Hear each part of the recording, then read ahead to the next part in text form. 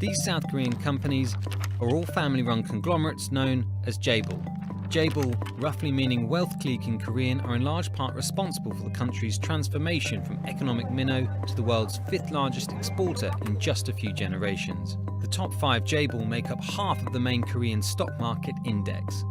A scandal that's engulfed the country's president has put the conglomerates under an intense spotlight. Here's the situation. In 1963, President Park Chung-hee launched a modernisation effort giving government-selected companies major projects, often financed with government-backed loans. These were the first chaebol. But 50 years later, Koreans are starting to question the cosy relationships between the chaebol and the government. In December, South Korean President Park Geun-hye was impeached and her powers suspended after accusations that her longtime friend had schemed to extort millions of dollars from South Korean businesses. Implicated in the scheme is Jae-won Lee, the heir apparent of the Samsung Group, the largest chaebol. Samsung denies providing financial aid in return for favours. Additionally, the founding family of the Lotte Company, another chaebol, is in trouble. Several members face trial on charges of embezzlement and tax evasion. Here's the argument. While the chaebol helped make South Korea an economic success story, many politicians and investors argue that the system is a cultural relic. A phenomenon called the Korea discount means that the shares of chaebol-linked companies have lower valuations than similar companies in the US, Europe or Japan because of concerns over cronyism. Ordinary South Koreans are increasingly questioning the consolidation of wealth among a handful of families and the stifling effect they've had on small businesses and startups. People are no longer prepared to turn a blind eye to illegal and improper relationships between government and business like they were in the past, when the chaebol was seen as necessary to drive growth and create jobs. Hi, welcome back to the number one show in Malaysia, Biz Today. Assalamualaikum, I'm Anne, and this is my partner for today. Hi, I'm Betty. Hi Betty. So, what's news for today? What's good? Okay, dear audience, today we get to dig into corporate governance culture in South Korea. Previously, we have encountered issue of corporate scandal by one of the telecommunication company in Korea. It is believed that this company is solely held by a chaebol. So, Anne, the audience must not know what is chaebol. Can you tell us further? Oh yeah, sure. Chaebol or corporate dynasty is a large industrial conglomerate which is owned and controlled by the owner or family in South Korea. Oh, really? Yeah, plus they often consist of large conglomerate or diversified associates, and these associates is governed or controlled, which is the owner has power over even exceed the legal authority. Oh, so by this chaebol is kind of conglomerate business. But Anne, is this chaebol is similar like Japan Keiretsu in business? Oh, Japan's Keiretsu model. Oh, actually they are not similar. There are major differences between Korean chaebol and also Japan's Keiretsu. Chaebol are still largely controlled by their founding families, while Keiretsu are controlled by a group of professional managers. Furthermore, chaebol are more family-based and family-oriented rather than their Japanese counterpart. Okay, now it's my turn. I wanna try to test you. Do you know any company operated or run by the chaebol in South Korea? Based on my experience in K-drama marathon, just kidding. I know some of them. They are Samsung, Hyundai, LG, and etc. Okay, so actually we are done with the overview. So let's now move to the real issues here. Actually, we would like to hear some opinions from a few influencers regarding the issues of chaebol corporate governance, especially in South Korea culture.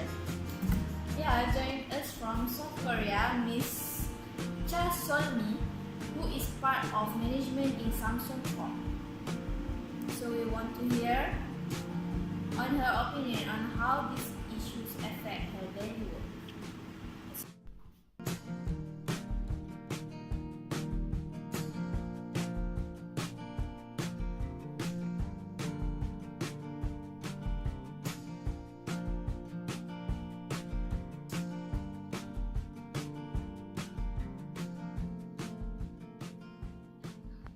In my opinion, form and also corporate governance matter for the performance of the company itself, especially true for my company, for our company.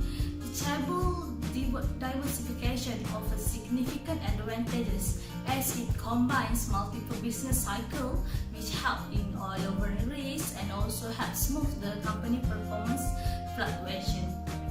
To add more, the chaebol culture itself prefer inheritance as they prioritize inheritance more compared to job skills and also experience. So this may lead to the chaebols being less productive and lead to lower the economic growth of the company itself.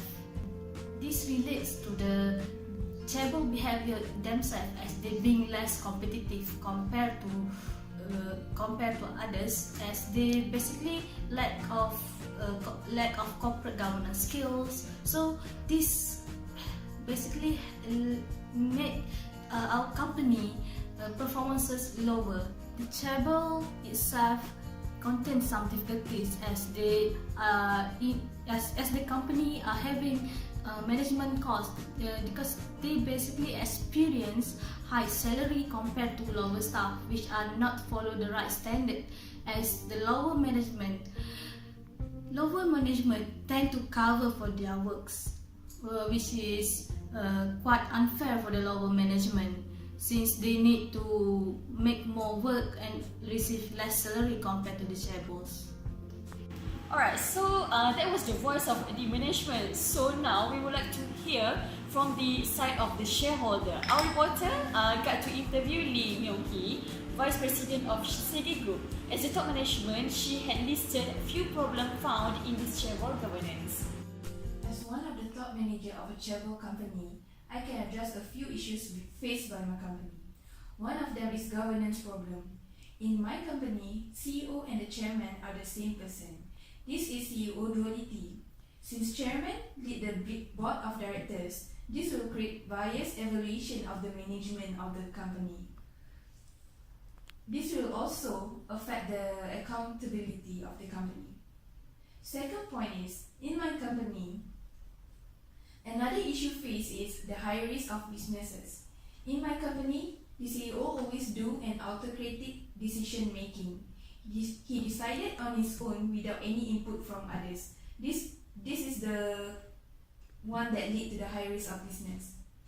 The third one is the increase in management costs. This happened due to bureaucratic organization. Since the company hire chaebol as executive or top managers, the company often ignores their qualification and experiences just because they are chaebol. Therefore, the company had to hire other skilled managers to do the work management. This increased the management costs. The last one is the issue that I can address is since chaebol and Korean government had a symbiotic relationship, the chaebols tend to overinvest and make the dangerous investment because they have easy access to domestic bank loans. So what we can do about this?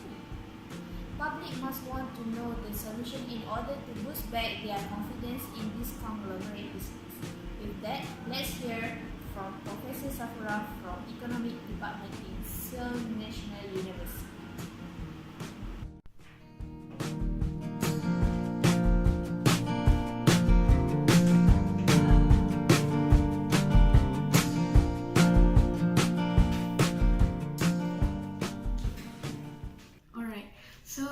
In my opinion, according to my knowledge, in a 2015 survey by the CEO store, the third and fourth generations of the top 30 Korean conglomerates have become executives after an average of the 3.5 years with the company.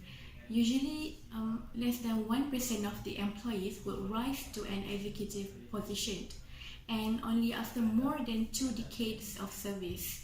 So the misconduct by chaebol owners is even given its own term honorifics, as it leads to a fall in the stock prices, profits, and hurts the company's image, and also the public outreach and calls for change are growing as technological advance, like smartphone, recordings, and social media can record and quickly spread news of their wrongdoings. Alright, so therefore, ultimately, these scandals, the moral issues of chaebol children are a reflection of the concentration of Korea's economic power in their hands, their rule over the country's legal system and even its politics. Therefore, for a real change, to cater the problem of this chaebol, what's needed is like the establishment of transparent corporate governance, checks and balances, the real qualifications for the chaebol, and also like banning executives who have done wrong from returning to executive posts, as many other capitalist countries have done. These are some of the solutions that may improve or cater the problems of this chaebol. She talked on the company's resolution in order to address the issues of chaebol regarding the transparency of governance and qualification.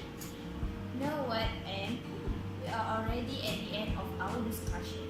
Regarding this, I would say that the chaebol culture literally affects the corporate governance culture in Korea. Korean chaebol need to address the shortcoming, particularly the problem in management, in order to sustain a competitive advantage in the global economy. You want to add something? Chaebol competitive advantage will then enhance the firm. They can increase their performance and employment, and even expand economic growth. And besides, it was noting that the policymaker and scholars, they should have paid more attention to this Korean chaebol diversification. And with that, the talk show has come to the end. And stay tuned for the next episode. See you soon. Bye.